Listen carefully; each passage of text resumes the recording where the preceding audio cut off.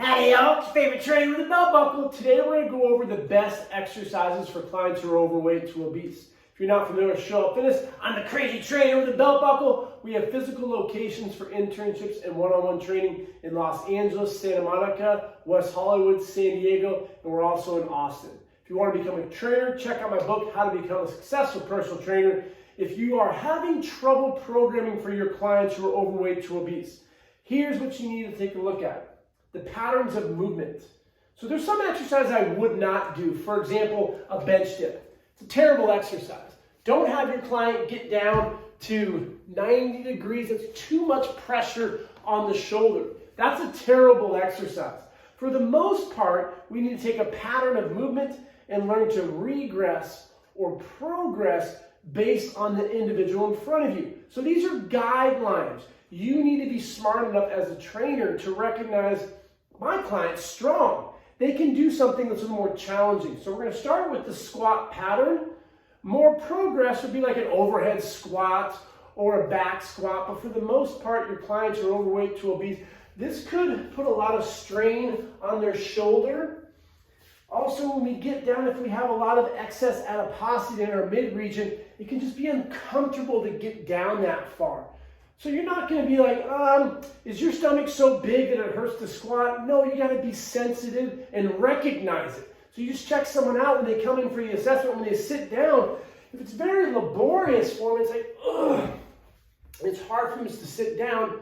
Take note and be respectful and regress to something more like a bench squat. So you can have something over here, and then you have them put their hands out. You can give them a stick and just do some modified squats. 8 to 10 repetitions. I don't like high repetitions for people who are deconditioned or overweight to obese because it's super taxing on the system. And the last thing you want them to do is pass out or feel uncomfortable in the environment. It takes a lot of balls for someone to show up and ask for help. And you got this fit trainer who has a water bottle and you're walking around with bands and we're psychopaths and we're telling our clients, rah, rah, rah, rah, rah, it's so fun to work out. They're like, fuck, this sucks. I don't understand how you like this. Think about your client.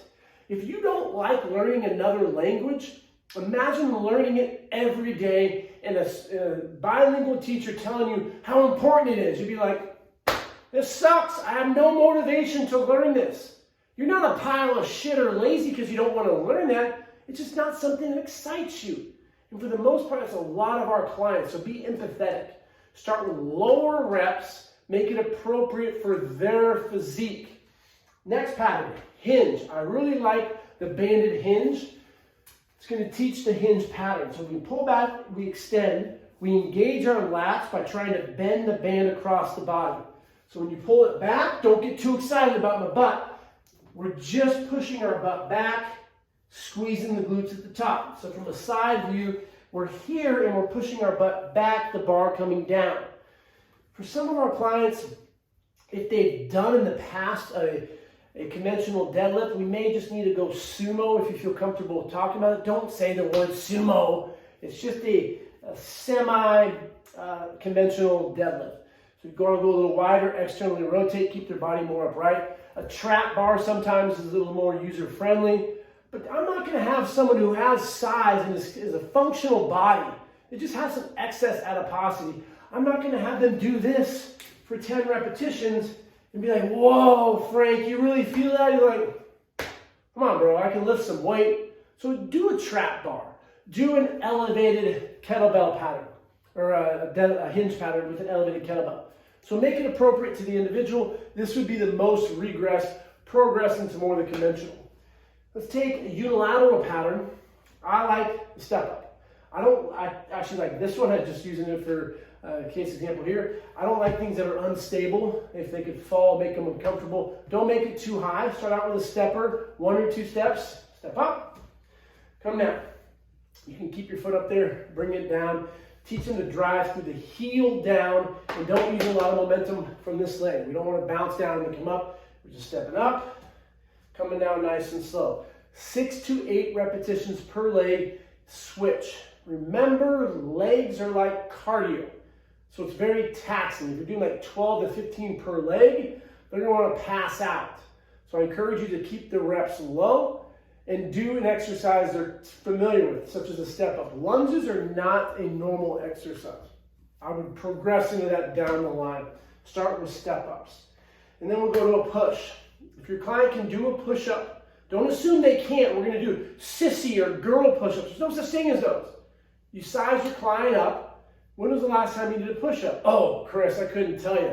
I've been able to do push-ups 20 years. I had a client one time who said, Chris, I've been able to do a push-up since I've been able to see my wee-wee. Because he had a big belly, couldn't see his little guy. And we laughed about it. I said, that's all right. My mind goes, we're going to regress and start on a bar like this, making sure the form is good. We're not flaring our elbows. It's like you're going to push a wall over. You're here. You're not here. If he crushes this, go to a bench like that or over here. And we're just regressing proper form. So even though this is a regress, we progress within the regression. So here, to here, to here. But if my client is like, oh, I can do push-ups now.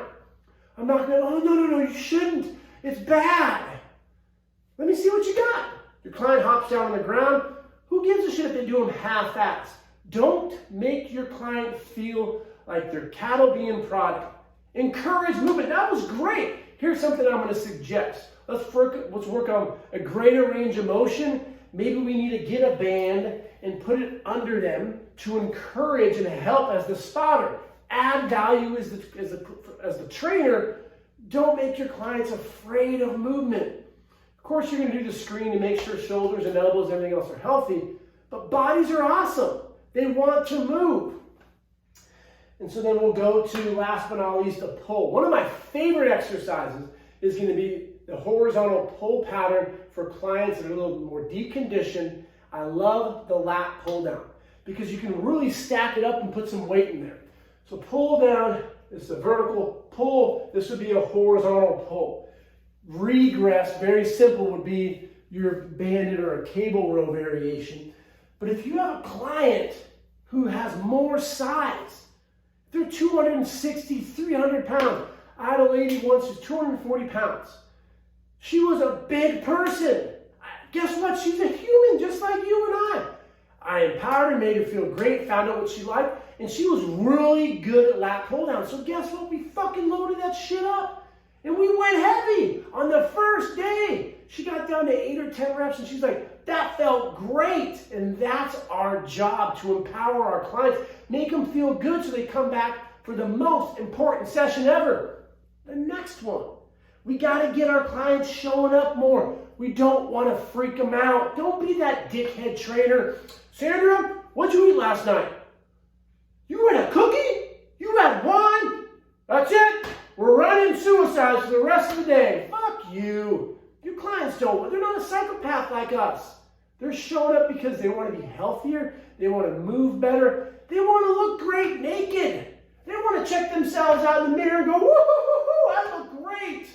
And that's what we have the ability to do if you do it right. So take the pattern, regress it to make it appropriate and safe, but then know when to progress and properly challenge their system so adaptation takes place and they get stronger. I don't want to see bench dips. I don't want to see a freaking stability ball squat curl press. I don't want to see a lunge lateral raise and trying to get all this work done to offset years of bad habits. Take a pattern, find out what's appropriate, make sure it's safe, and progress. Have fun, and your clients will keep showing up, and they're going to get in great shape, and they're going to bring you a bottle of whiskey because you're not a dickhead. If you want to become a great trainer, Show Up Fitness, Santa Monica, West Hollywood, Austin, as well as San Diego. Most importantly, keep showing up and have a great day.